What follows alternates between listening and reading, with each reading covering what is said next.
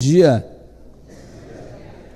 feliz sábado, que belo dia o Senhor está nos dando, não? Podia ter uns graus ser um pouquinho mais elevados, mas não deixa de ser um belo dia e de sol. Quero convidar você para abrir a palavra de Deus no livro dos Atos dos Apóstolos. Eu ouvi em algum momento aí o pastor dizendo que vocês vão estudar o livro de Atos em um dos projetos espirituais da igreja. Eu queria convidar você para ir comigo ao capítulo 4. Você tem sua Bíblia? Ela é de papel, ela é virtual. Não importa, no seu iPad, no seu iPhone. Capítulo 4 do livro dos Atos dos Apóstolos. Eu quero convidar você para atentar para uma porção desse capítulo e buscar uma lição, buscar uma compreensão daquilo que Deus certamente quer falar a nós nesta manhã através dessa porção da sua palavra.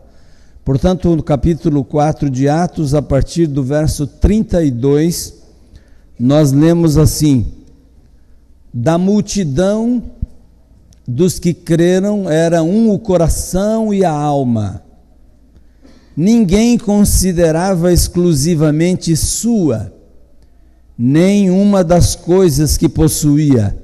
Tudo, porém, lhes era comum. Com grande poder, os apóstolos davam testemunho da ressurreição do Senhor Jesus, e em todos eles havia abundante graça. Pois nenhum necessitado havia entre eles, porquanto os que possuíam terras ou casas, vendendo-as, traziam os valores correspondentes e depositavam aos pés dos apóstolos, e então se distribuía a qualquer um à medida que alguém tinha necessidade. Interessante. Estamos diante da história da recém-nascida Igreja de Cristo, estamos diante dos atos da florescente igreja primitiva. Por que é que esse texto bíblico é interessante? Porque ele está relatando a maneira de viver da igreja cristã logo após o Pentecostes. Logo após a descida do Espírito Santo sobre a igreja. Por isso o texto é muito interessante. Se nós estamos orando 10 dias, 40 dias, estamos buscando um derramamento, estamos buscando um encher do Espírito, estamos aguardando esse segundo Pentecostes, representado de maneira ainda muito mais abundante. Se você olhar para a maneira como a igreja estava vivendo depois do Pentecostes, você já poderá entender um pouco de como a igreja viverá quando ela novamente viver esta experiência com o Espírito Santo. Quantos sermões você já ouviu sobre esta passagem? Perdeu o número, né?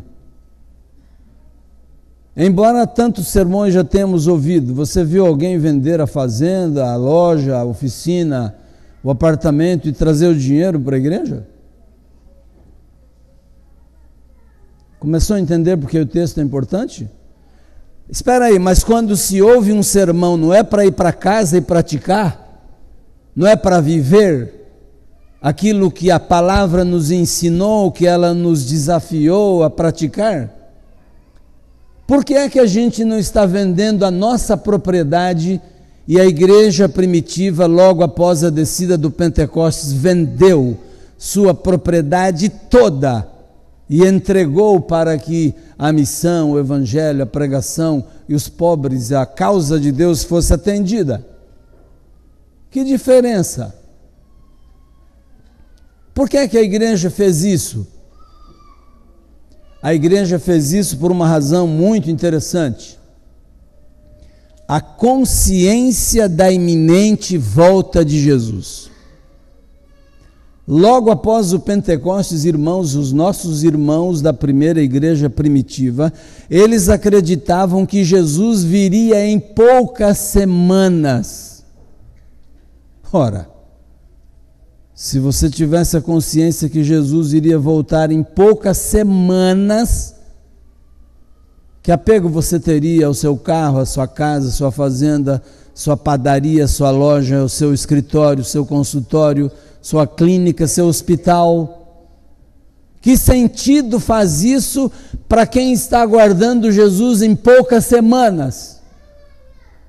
Acontece que Jesus não veio dentro do tempo que eles previam em sua mente, em sua expectativa. Mas um visitante indesejado veio. Qual? A fome, a necessidade. Porque eles venderam tudo, eles repartiram tudo que tinha, e Jesus não veio, e não veio até ontem, pode vir hoje. E aí? E Paulo, então, ele escreve aos irmãos: olha, meus irmãos aí de Jerusalém, de outros lugares, por favor, você que tem uma oficina, que tem uma padaria, você que tem um sítio, uma fazenda, faça alguma coisa para ajudar os irmãos aí. E os irmãos escreveram para Paulo dizendo: temos más notícias.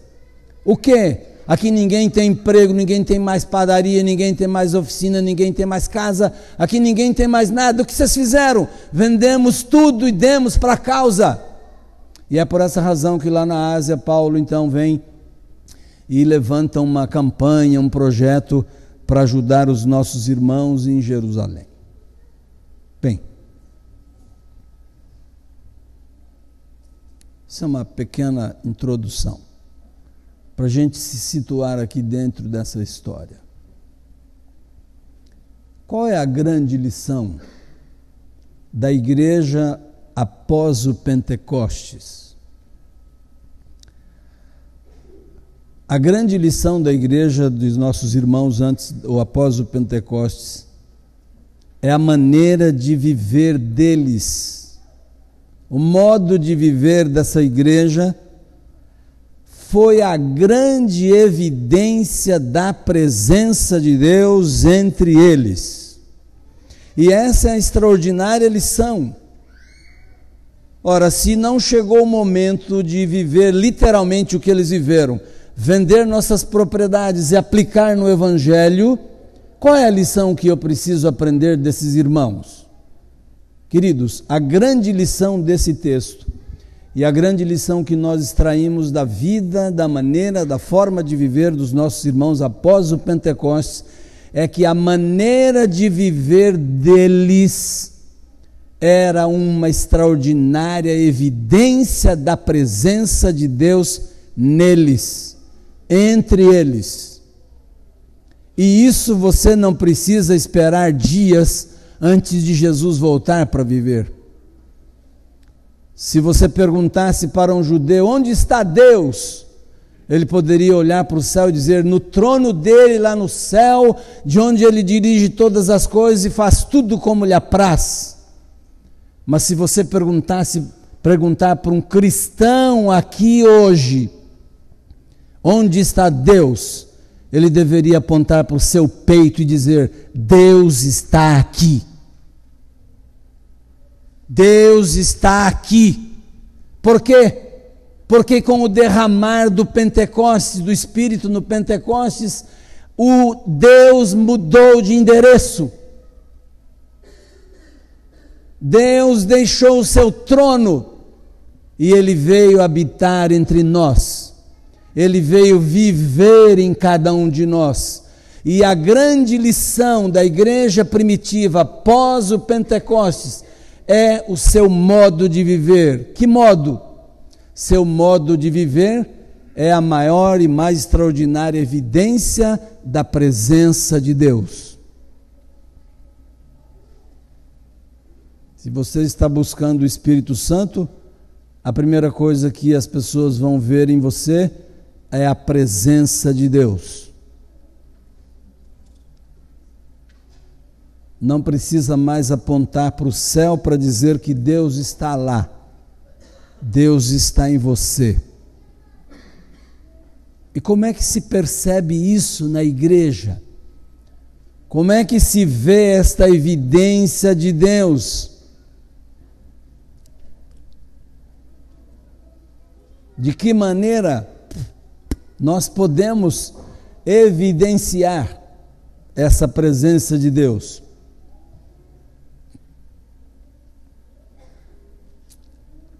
O Pentecostes vai dizer, irmãos, que o nosso Deus está conosco, Ele está aqui, Ele vive entre nós, Ele vive em cada um de nós, e essa é a grande evidência da presença de Deus, e que nós somos uma comunidade, a comunidade dos crentes é a evidência de que Deus está conosco, a evidência da realidade de Deus entre nós é que a multidão se transforma numa comunidade. O Pentecostes de Atos 2 é uma Babel ao contrário. Você conhece a história de Babel? Vem comigo. Lembra da história de Babel? Vamos recordar. Capítulo 11 do livro do Gênesis vai contar a história de Babel. Os homens, cheios de sua prepotência, de seu orgulho, sua vaidade, chegam à conclusão: vamos construir uma cidade, vamos chegar até o céu. Prepotência, orgulho, vaidade, independência de Deus, leva o homem a imaginar que pode construir uma torre que o levará ao céu. No meio dessa frustrada intenção e propósito, Deus confunde a língua dos homens. E cada um fala e ninguém entende, todos falam, ninguém se entende. E aí é a Babel, é a confusão. É uma multidão de pessoas, é uma multidão de egos. A multidão de egos é onde cada um fala, cada um busca o seu interesse, ninguém entende, o outro não interessa, porque cada ego luta para a sua própria satisfação. E quando corremos atrás de nossa própria satisfação, somos uma multidão e não mais uma comunidade. Quando cada um está correndo em busca de sua própria satisfação, nós somos uma multidão e não mais uma comunidade. Por quê? Porque a satisfação do eu é a coisa mais importante. Isso é uma multidão. Isso é uma multidão. A multidão é caracterizada pela competição e não pela cooperação. A multidão é caracterizada pela violência e não pela comunhão, pelo amor, pelo carinho. Por isso, Gênesis 6, Deus vai dizer que Deus olha para a terra e Ele se propõe a colocar fim ao gênero humano. E o que é que Deus vê de pecado no gênero humano? Violência.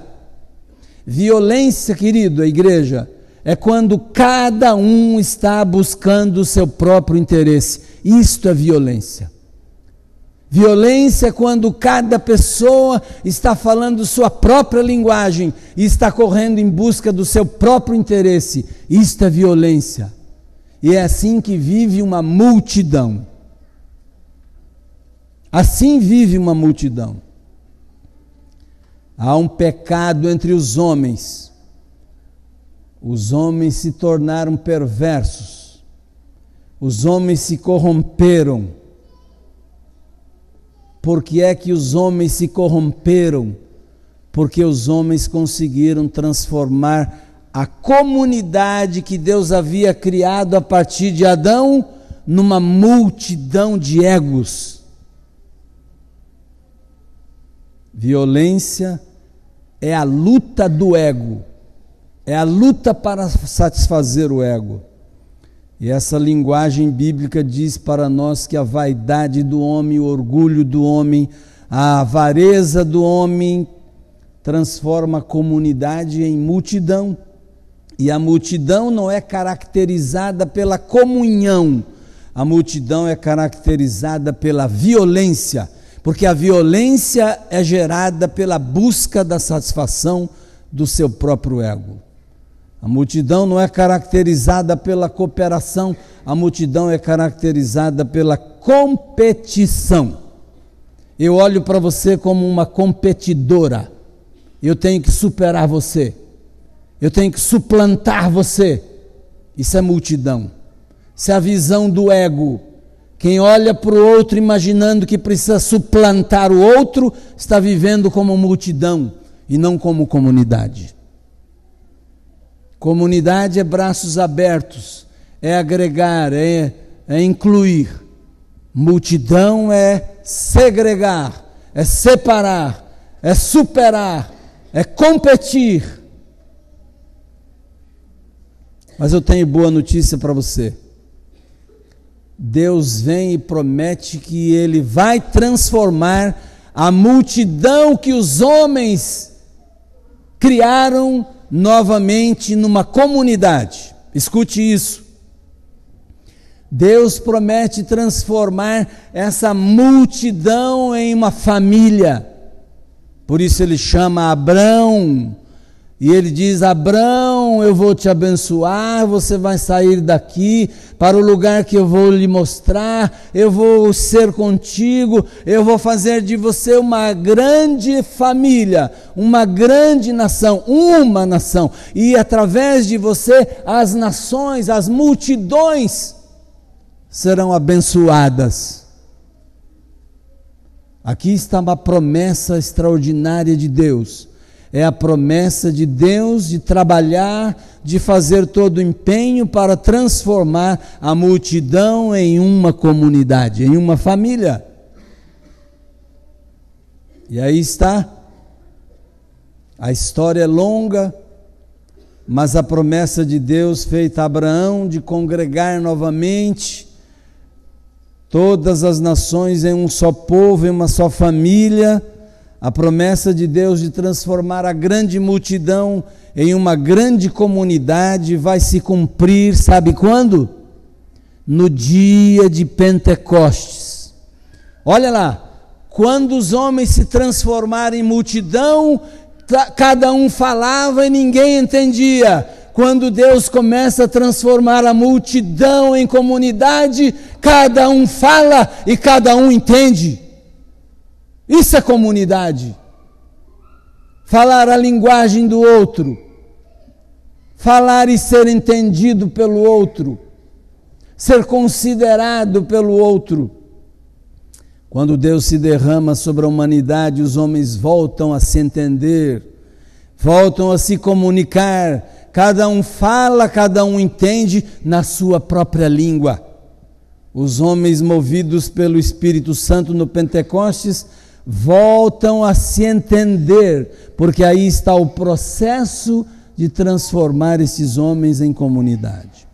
E quando Deus está de volta entre os homens neste derramar do Espírito Santo no Pentecostes, o que acontece naturalmente é que esta multidão vai se transformando novamente numa família, E a expressão mais extraordinária do livro de Atos, capítulo 2, queridos, não quer dizer ou não é que aquele povo, que aquela igreja se dedicava ao partir do pão, às orações. A expressão mais extraordinária do texto que acabamos de ler não é que muitos sinais eram feitos pelos apóstolos. A expressão mais extraordinária do texto que lemos não é que vendiam suas propriedades e davam, não é que distribuíam cada um conforme as suas necessidades, não é que eles se reuniam todos os dias no templo e faziam grandes celebrações. A expressão mais extraordinária do texto é que da multidão dos que creram, um era o coração. Essa é a expressão, destaque isso, marque na sua Bíblia. Era uma multidão quando creram. Depois que creram, foram batizados pelo Espírito, agora eles são um coração. Isto é comunidade, isto é família, isto é o propósito de Deus. Era uma mente e um coração, Atos 4:32 que acabamos de ler. Os que creram eram um. Isto reflete o sonho de Deus, o desejo de Deus, tornar-nos um. E Jesus vai lá no capítulo 17 do Evangelho de João, dizer que é quando nós somos um, que o mundo reconhece que Ele é Deus, que Deus está com a gente. Na oração de Jesus, Ele fala do propósito de Deus. Queridos, porque quando Deus está presente, nós nos convertemos a Deus, mas também nos convertemos uns aos outros. Eu creio que a maior agressão contra Deus não é nem nossos impropérios, muito obrigado, não é nem nossos impropérios, não é nem nossas violências contra Deus. Eu penso que a maior agressão contra Deus é a nossa agressão uns contra os outros. Eu não imagino que Deus esteja preocupado com o Dawkins, esse sujeito que escreve livros dizendo que Deus morreu, que Deus não existe, que Deus é uma mentira. Eu imagino Deus olhando do céu para o Dawkins dizendo assim: mas que coitado desse meu amigo, meu filho. Quem é que escreveria um livro a respeito de uma inexistência? Quem é que escreve? Você está preocupado com uma coisa que não existe. Todos os dias você fala de uma coisa que não existe. Deus está sorrindo do Dawkins. Você escreveria um livro sobre algo que não existe?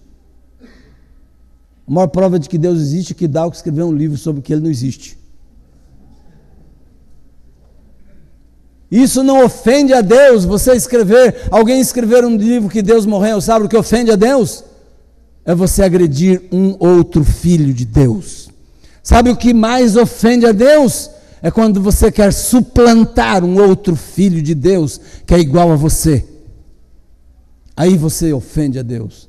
Isso é alguma coisa agressiva a Deus, porque essa é a maior violência. Essa é a maior violência. Porque quando você está em desarmonia com alguém, você está dizendo que ainda é uma multidão. Você está lutando para suplantar e superar. Por isso, a grande evidência da presença de Deus entre nós é a nossa conversão ao próximo. É a nossa conversão a Deus, mas é a minha conversão a você.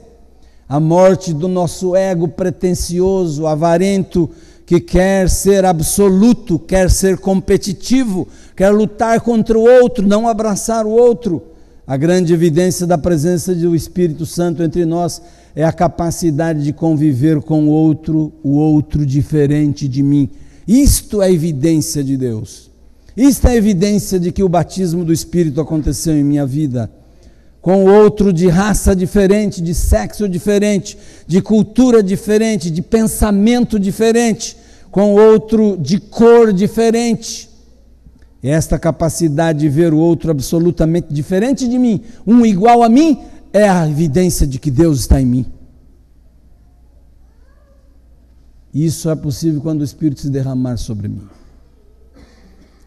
A Bíblia diz que a igreja de Deus é aquela comprada pelo sangue de Jesus Cristo.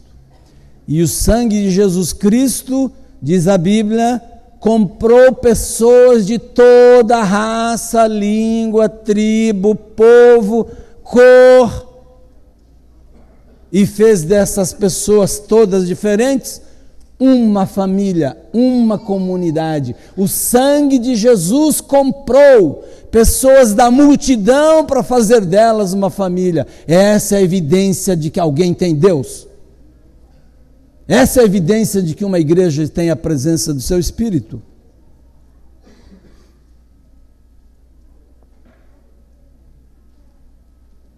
Quando o Espírito se derrama e Deus se faz presente em nós, nós não dizemos que nossos 5 pãezinhos e 2 peixes são nossos, ou são meus. Nós dizemos que meus 5 pães e 2 peixes são nossos. Se vai ser suficiente para todo mundo, eu não sei, mas o meu pão e meu peixe não é meu, é nosso. Deus é quem cuidará de fazer com que eles sejam bastante para todo mundo. O meu dever é saber e amar o suficiente para dizer: este pão não é meu, este pão é nosso. Isso é comunidade, isso é família. O resto é multidão. Existe aí um ditado na nossa sociedade moderna,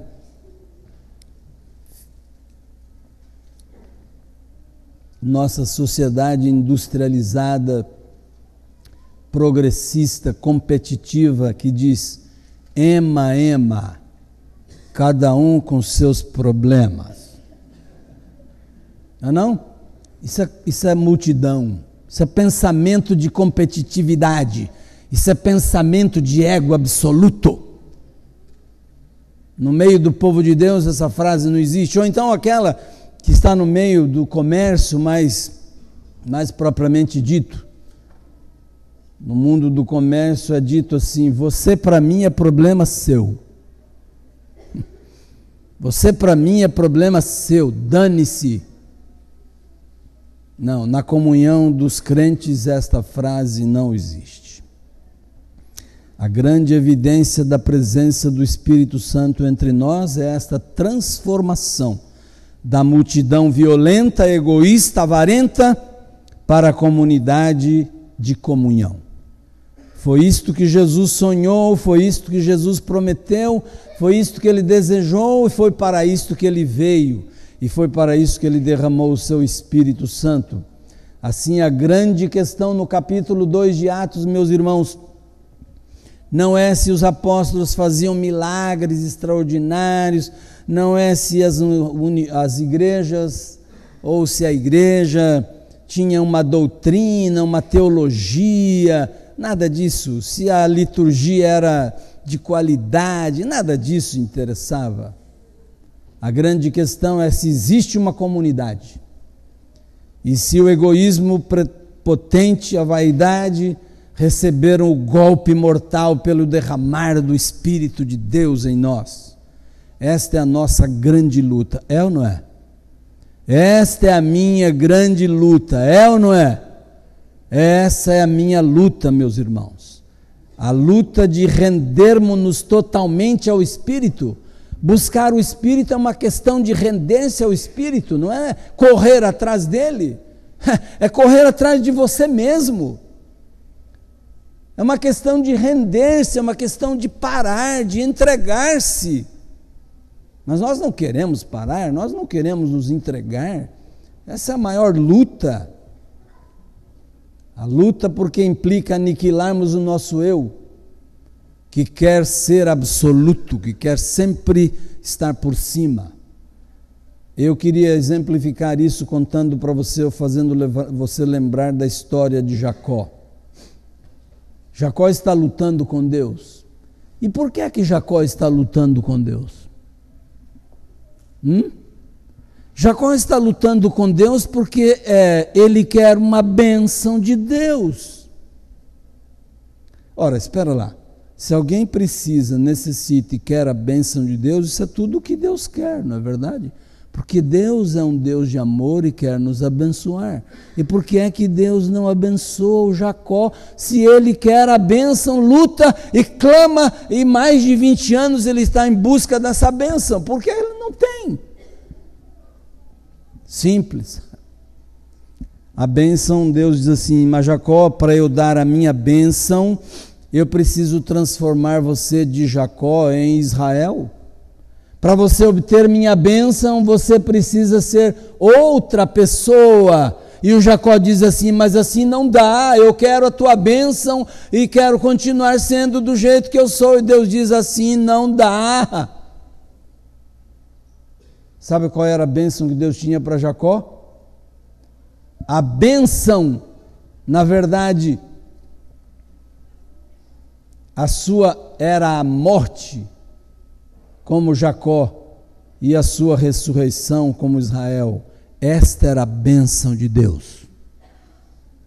A maior bênção de Deus é Ele fazer de você aquilo que Ele deseja, planeja fazer, e não dar a você aquilo que você acha que precisa e quer.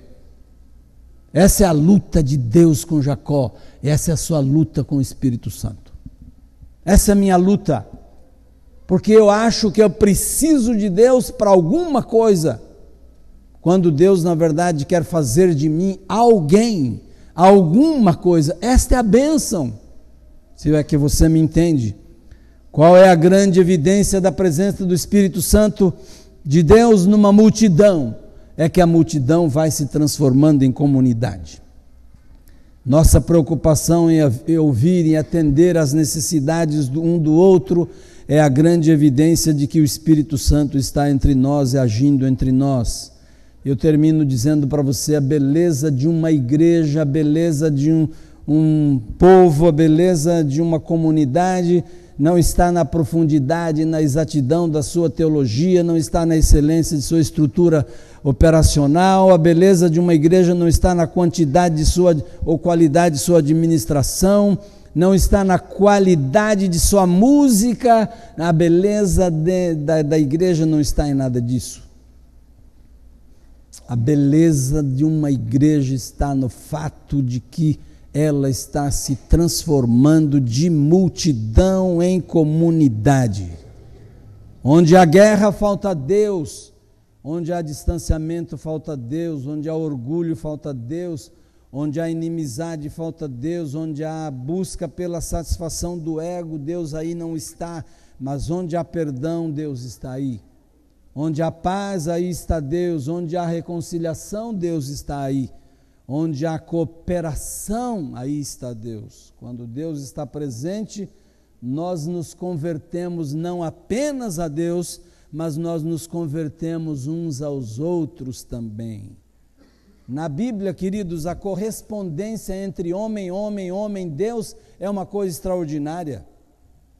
Não sei se você já parou para perceber isso.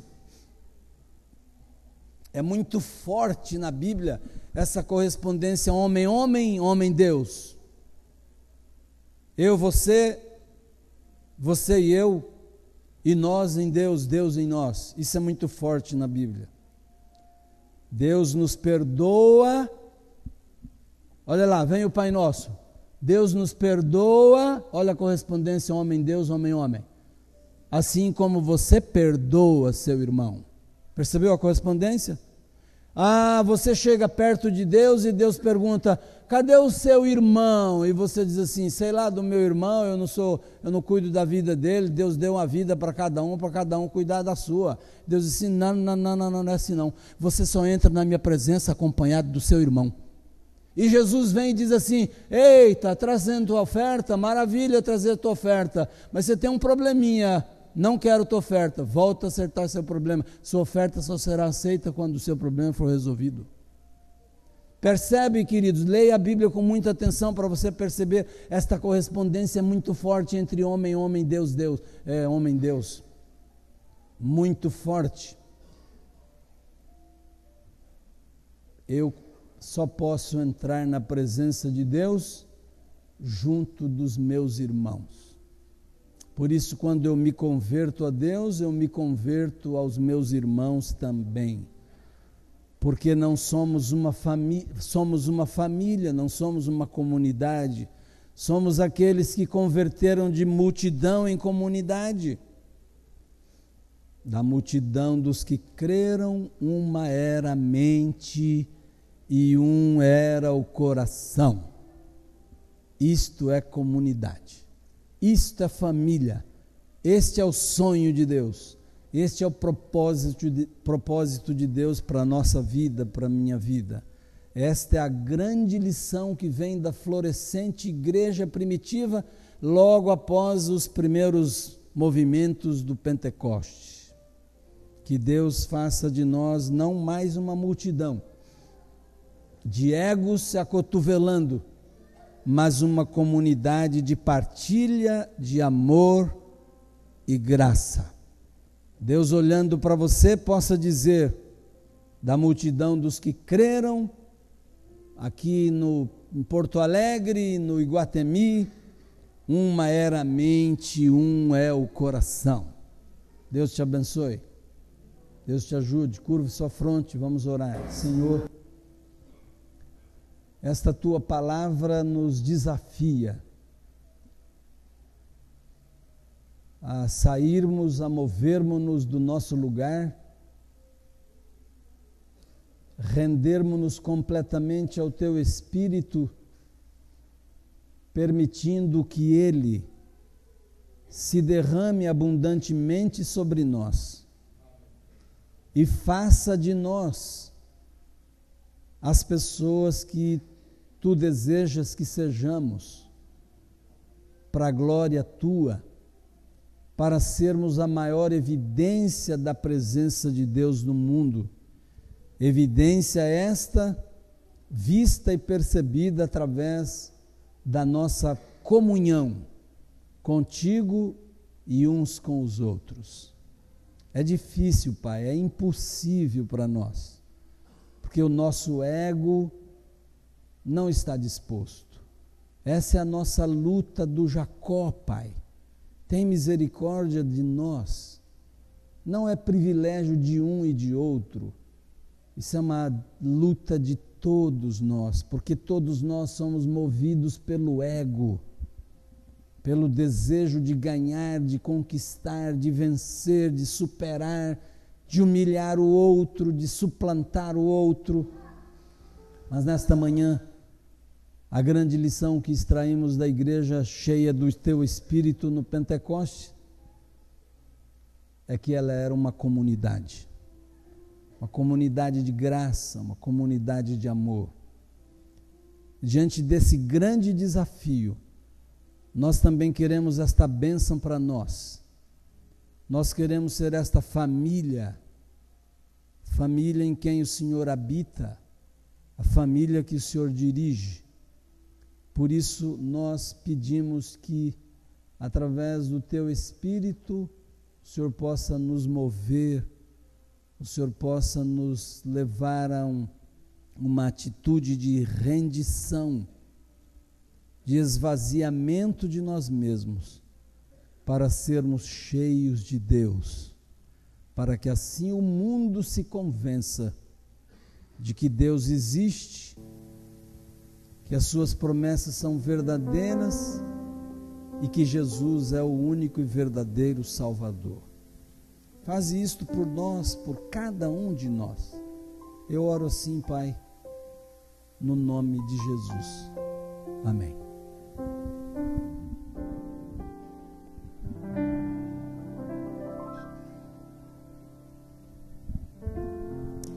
Por gentileza, anciãos, diáconos e diaconisas, permaneçam na nave da igreja para uma rápida reunião. E lembrando que hoje à noite, hoje às 18 horas, o pôr do sol, nós vamos continuar no programa dos 10 dias de oração.